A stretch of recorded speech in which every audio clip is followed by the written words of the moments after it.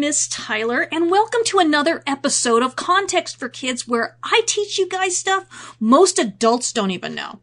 If this is your first time hearing, or if you've missed any episodes, you can find them all archived at contextforkids.podbean.com, which has them downloadable, or at contextforkids.com, where I have transcripts for readers, or on my Context for Kids YouTube channel.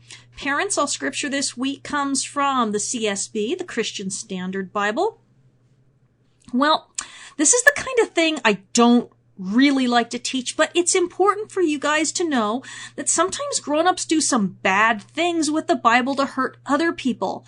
And last week's lesson talked about one of those things.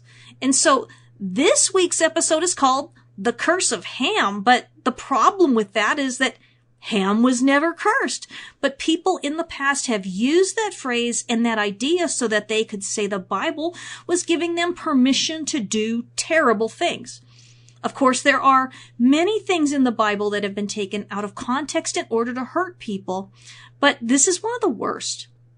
Parents, we're going to be talking about enslavement, apartheid, segregation, and oppression that's gone on in the world by people who have used Genesis 9 and 10 in order to argue that some people were born to be slaves and some people were born to own slaves. And that there are people who are made to be conquered, which means that somebody else thought it was okay to invade their countries and with soldiers and take over, and people who are allowed to conquer them. Doesn't sound much like something Jesus would say, does it? Now, we'll get to that too, because when people don't understand that we all come from the same place in the beginning, and that we are all made equally in God's image to show the world how good He is, well, they'll twist the Bible into an excuse to act more like the devil. Now, we'll be starting in Genesis 10 very soon. That's called the Table of Nations, because when Moses wrote it, he listed all the people groups in the world that he knew and told the Israelites in the wilderness which son of Noah they came from, Shem, Ham, or Japheth. Shem's descendants, meaning his kids and grandkids and great-grandkids and so on, settled in what we call the Near East, which is Arabia and modern-day Iran and Iraq. Japheth's descendants went north and west into modern-day Turkey and Europe. Ham's descendants went to Africa, and his son Canaan's descendants went to what we call Israel. And despite Noah cursing his grandson, we can see that God blessed all the sons of Noah and their children with good soil for growing crops and big families. Let's look at the curse in Genesis 9 again. Canaan is cursed. He will be the lowest of slaves to his brothers. Blessed be the Lord, the God of Shem. Let Canaan be Shem's slave. Let God extend Japheth. Let Japheth dwell in the tents of Shem. Let Canaan be Shem's slave. And that's Genesis 9, verses 25 through 28. Now, because Noah was the patriarch of the family, the head honcho, the man in charge with all the power over everyone, because that's how it was in the ancient world. And even his sons who were over 100 years old had to obey him until he died. Noah had the power to make life just terrible for Canaan as revenge against Ham for humiliating him by telling everyone what his father did when he was drunk, which is laying passed out in his tent naked. I mean, no one would want anyone to know that or see it, right? And last week we talked about sometimes how people take out their anger on the wrong person when they don't feel like they can confront and deal with the person who is actually wrong. If Noah cursed Canaan, then everyone in the family would likely treat him badly. It seems strange to us, but that was the culture in those days. No wonder they needed Jesus, huh? No wonder we need God. The patriarch had the power over everyone, and so it's likely that Canaan left the family as soon as he could and moved west to what we now know of as the land of Israel. When he left, he would have left behind his ability to hear about God, too. But let me tell you something. When archaeologists found cuneiform tablets in ancient Israel that were written by the Canaanites, they found that their chief god was called El, which is actually the same thing that we find in the Bible and a lot of the Psalms. It's short for Elohim, one of the many titles of our God. Cool, huh? Now, things may have gotten messed up, but some things were remembered. They also remembered the word Baal, which is a title God uses for himself in the Bible, and it means master or lord or husband. And because they left the family so early, they didn't get the teachings from Noah that the others got, and they became very wicked after many hundreds of years. But the land they settled in was the best in all the world, and 11 nations descended from Canaan. What Canaan got from God was good land and many children. In the ancient world, that was how people saw themselves as blessed. Now, what about the rest of Ham's descendants? Were they cursed? Not at all. Ham had a son named Mitzrayim, which is the ancient name for Egypt, and Egypt was known as the breadbasket of the world for thousands of years. That's because they settled along the Nile River, and every year when it floods, it brings new and fertile soil that's perfect for growing crops. Egypt fed almost the entire Roman Empire, and in the days of Joseph, people were coming from all over the known world to get food from Egypt's storehouses. Whenever there is trouble or famine in the Bible, they would go to Egypt for help. Egypt was also the world's first superpower. They had a lot of what we would call modern medicine. They could even remove cataracts, and that's eye surgery. They had the most beautiful art and architecture in the world, the pyramids and the temples, and a written language. There was no culture like Egypt on earth until the first millennium, and that's 1,000 years before Jesus was born. They were blessed, and even the Bible talks about Egypt being especially blessed in the last days in Isaiah 19. And this is beginning in verse 19. On that day there will be an altar to the Lord in the center of the land of Egypt, and a pillar to the Lord near her border. It'll be a sign and a witness to the Lord of armies in the land of Egypt. When they cry out to the Lord because of their oppressors, he will send them a savior and a leader, and he will rescue them. The Lord will make himself known to Egypt, and Egypt will know the Lord on that day. They will offer sacrifices and offerings. They'll make vows to the Lord and fulfill them. The Lord will strike Egypt, striking and healing. They will turn to the Lord, and he will be receptive to their prayers and hear them. On that day there will be a highway from Egypt to Assyria. Assyria will go to Egypt, Egypt to Assyria, and Egypt will worship with Assyria. On that day, Israel will form a triple alliance with Egypt and Assyria, a blessing within the land. The Lord of armies will bless them, saying, Egypt my people, Assyria my handiwork, and Israel my inheritance are blessed. And you know what? There really was an altar to the Lord in Alexandria, Egypt. And when the gospel of Jesus went out into the world, some of the greatest church fathers, which is what they call the great thinkers and about the Bible and leaders during the first 500 years of Christianity, well, they were African. That's right. They came not only from Egypt, like Clement and Origen and Athanasius, but also from other areas of North Africa, like Augustine. Now, I know that when you see pictures of them that, they usually show them as white guys, but they were Africans, and those pictures were drawn much later by people who probably thought that all of the church fathers were white. Again, this sounds like the descendants of Ham were really blessed not only before, but after Jesus. Unfortunately, the African Christians were conquered by Muslims hundreds of years later, but now the fastest growing churches in the world are in Africa and Asia. And they're seeing amazing miracles. Now, Africa and Africans were never cursed by God, but unfortunately, people read the Bible in such a way that they thought they had permission to do terrible things, as though it was the fate of Africa to be stepped on by everyone else, that God wanted that. And this is very sad, and it's okay to be sad because it's terrible, and it's okay to be angry. I'm sad and angry about this. We're going to talk about what happened and what the prophets had to say, and also what Jesus said as well about how we're supposed to behave when we have the Spirit of God living within us. Everything changed when Jesus came. And he allowed us to keep the commandments not only on the outside, but to do it with love that comes from the inside so that we want to keep the commandments.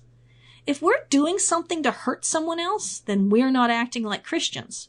And that's what happened with the myth of the curse of Ham. There were people who read the Bible and saw that Canaan was cursed to be Shem's slave by Noah. And in those days, to be a slave meant that you were very, very dishonored, not even really considering, them to be an actual human being. And we'll talk a lot more about slavery as we go through the Bible. And because Canaan was descended from Ham, and Ham was the one who sinned against his father, people got the idea that it was okay to have slaves as long as they got them from the continent of Africa, because they believed it was their right and that Africans were cursed. But that's not what the Bible even says. Only Canaan was cursed. And even if the descendants of Canaan were doomed to be slaves forever, well, that would only apply to the people who moved to what is now known as the land of Israel. Let's look at Genesis 10, verses 15 through 19.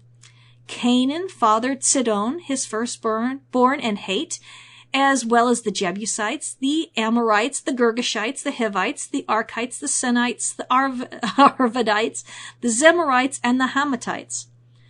Afterward, the Canaanite clan scattered. The Canaanite border went from Sidon, going toward Gerar as far as Gaza, and going toward Sodom, Gomorrah, Admah, and Zeboim as far as Lasha. There are like 0 Africans listed under the sons of Canaan, like 0. These guys all lived in and around Israel, and these people don't even exist anymore. So if they were cursed with being slaves, they aren't anymore. And the Bible tells us that they scattered away from Shem and Japheth. And I can see why, if they were being treated badly. No Egyptians, no Ethiopians, no Libyans, no Africans came from Canaan. But people who want to hurt other people will always be looking through the Bible to find some reason why it's okay to do it. That's why it's so important for all of you to know the whole story of the Bible from front to back, so that we can be the kinds of people that Adam and Eve were supposed to be from the beginning, and their children's children too. It's the trick of the serpent to get us to think that it's okay to hurt each other. Moses and Jesus both said that we're to love our neighbors as ourselves, and Jesus said that everyone is our neighbor. Well, actually, he said that we're supposed to be everyone else's neighbor, which means we need to love them and treat them as we would want to be treated. The ancient world was a wicked and cruel place, and we're going to see God doing a lot of things to change them little by little. So anyway, in the 16th century, which was 500 years ago, people began to steal people from Africa to sell to the Middle East and to America and Europe. Now, before that, we see slavery in all of North Africa during the Roman Empire and all the way back to ancient Egypt, but slavery used to be practiced in all cultures. The Bible even has rules for how to treat slaves, since in all other countries there were no rules at all, and you could treat enslaved people any way you wanted to.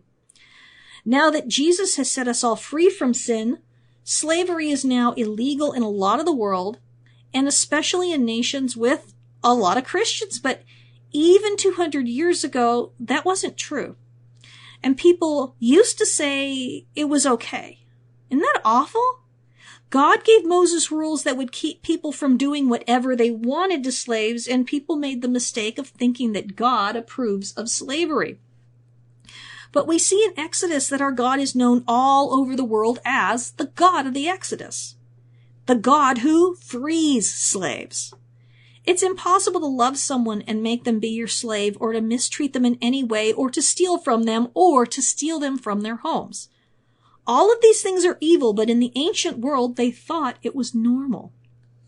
Now, God was the first one in history to tell people that slaves are people too. He wanted to change the way of thinking so that in the future they wouldn't keep slaves at all. But they got it all wrong. People in the Bible and all of us, we get a lot of things wrong. Fortunately, now we know that slavery is a horrible and evil thing. We don't think it's okay anymore. We're learning more every day that God doesn't create some people to own slaves and other people to be enslaved. We are all image bearers of God, put in the world to show it who God is and how wise and loving he is. And enslaving another human being is like making a slave out of God. But white Christians in Europe and America looked at their Bibles and decided that Noah was telling them that all the descendants of Ham deserved to be slaves forever, and that they were cursed and not really entirely humans. In fact, in America, they said that if someone was black, they were only 3/4 of a human. It's hard to be evil to someone you think is your equal. And so to make people slaves, you have to try and make it so that they deserve it in your mind. But no one deserves to be enslaved. Not the children of Israel in Egypt, not Esther in the palace of King Xerxes, not Joseph who was sold by his brother, not anyone. Now that Jesus died for the sins of the world to set us free from sin and death, we are also free from the evils that led to slavery. When we read the Bible to learn how to love people, it's a whole lot different than when we read the Bible to see how mean we can get away with being. Jesus told us to live by the laws of love, to be meek and not violent, to serve others instead of being served. But slavery isn't the only terrible thing that came out of Noah's curse. It also contained a blessing on Japheth, saying that he would expand. That means his descendants would spread out, and so we don't see them mentioned hardly at all in the Hebrew part of the Bible because they move so far away. Most of the Bible is about the descendants of Shem and Ham because the Israelites came from Shem, and so did the Babylonians and Assyrians, and the descendants of Ham included the Canaanites and the Egyptians. When some European Bible scholars looked at what the Bible said about Japheth, they decided it was telling them that it would be okay for them to conquer other people in order to spread out. And so they went out in ships and moved to places like India, Africa, South America, and North America. And when they got there, they did terrible things that are a sad part of my own history. One thing that they did was to treat everyone who was not white like they were inferior, meaning not as good. Think of if somebody came and moved to where you lived and brought a lot of soldiers with them and began treating you and your neighbors like you were nothing. That'd be pretty awful, right? And what if they made you work for very little money in mines and factories and as servants, and then took what you made away from you back to their own country where they sold it for a lot more money? That's called colonialism. And when people were doing that, they really messed up a lot of places bad. They messed people up very badly. They would go into a country and take their gold, silver, and diamonds and their spices for themselves and give little or nothing in exchange for them. And they treated people better if they had light skin and worse if they had darker skin. It was so bad that even today, in the countries where they left, that the people still do that to each other. If you're in a store and have really dark skin and someone with lighter skin comes up, you have to let them in line in front of you in some places in Africa. They learned that from colonialism, which taught them that the lighter your skin is, the better you are. Now, isn't that just the most ridiculous thing you ever heard? God gave us our skin and eye and hair color and the different shapes of our eyes and noses so that we wouldn't look all exactly alike. Imagine life where everyone looks and sounds exactly the same. Hey, Bob! Dude, I'm not Bob, I'm Eric. Well, dang, Bob. Dang. Eric, we all look the same. I wish someone would invent name tags. When we look at each other, we can see that we all look very different. When you look at someone you love, think about what other people look like compared to them. Do they have freckles or moles or big bushy eyebrows or thin ones, tiny noses or big noses or noses with a bump in the middle, or maybe kind of crooked because it got broken once? What color are their eyes? If their eyes are brown, are they exactly the same shade of brown as other people with brown eyes? Are their teeth straight or a bit crooked, or are some missing? Can you recognize the sound of their voice with your eyes closed? And what color is their skin? You know, people who are white actually have a lot of different skin colors, from really pale to a light red. People who are black can also be many colors, from a very light tan to the color of milk chocolate to very dark. Now just imagine all of our outside stuff. What does that have to say about the inside? Nothing at all, of course. On the inside are brains and hearts and bones. You know, we look the same. How we look on the outside is wonderful and beautiful, but it's who we are on the inside that's most important. We all have different gifts and talents from God that have nothing to do with how we look on the outside.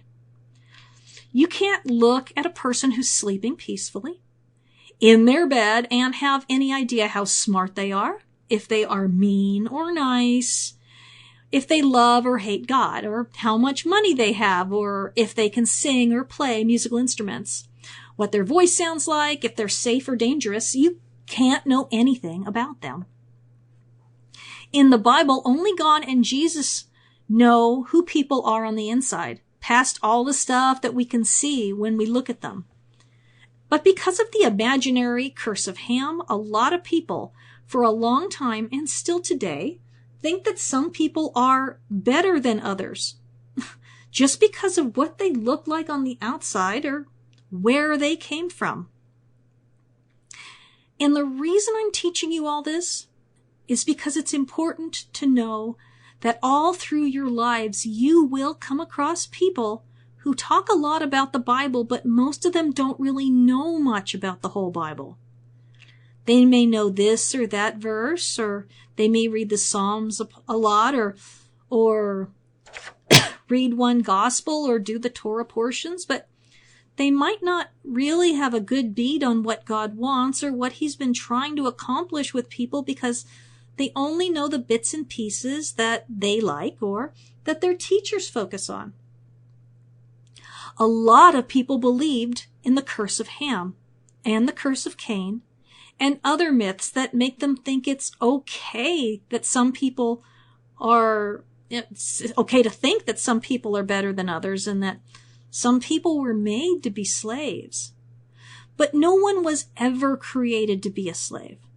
Remember that the first thing that our God ever did to dazzle the whole world was to free the slaves from Egypt.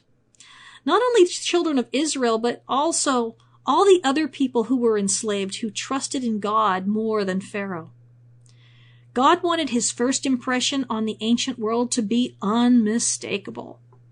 He wanted everyone to know that he was on the side of the people who other folks are hurting. And so racism, which is hating people who are a different color, and every other way that people hate one another just for who they are and not for the choices that they make, is against everything that God stands for. When we get to Exodus, we'll see that everyone who escaped Egypt, people of all colors who had been slaves in Egypt, and even the Egyptians who wanted to follow God, well, they would be gathered at the Red Sea and would cross safely over when God parted the waters. And they would be there at Mount Sinai when Moses received the commandments, and their children would be there when they finally crossed over into the Promised Land. God's people have never been any one color. They've been all colors and all shapes and sizes, because it takes all of us to show who God is. God is too big to only be seen through white people or brown people or black people or whatever other kind of people. In the creation story, we saw how creative God is, and we can also see it in the world around us. Creation is a reflection of God's goodness and his love for beauty. Think of the flowers and butterflies and birds and kittens and puppies and how beautiful we think they are. And those are only plants and animals. They are amazing, but they weren't created in God's image. If the world around us is that beautiful, then we are far more amazing than plants and animals. Just think of how beautiful all of us are in all the different ways we appear, and none more wonderful than any other. Did you know that Jesus isn't white? Did you ever think it was weird that a man who lived in the Middle East, where everyone else has light brown skin or always looks like someone who lives in a basement and has never seen the sun? I bet if you took every person who ever lived and averaged out their skin color, it would be pretty close to what Jesus looked like. Anyway, I love you. I'm praying for you, and I pray you have a wonderful time studying the Bible with the people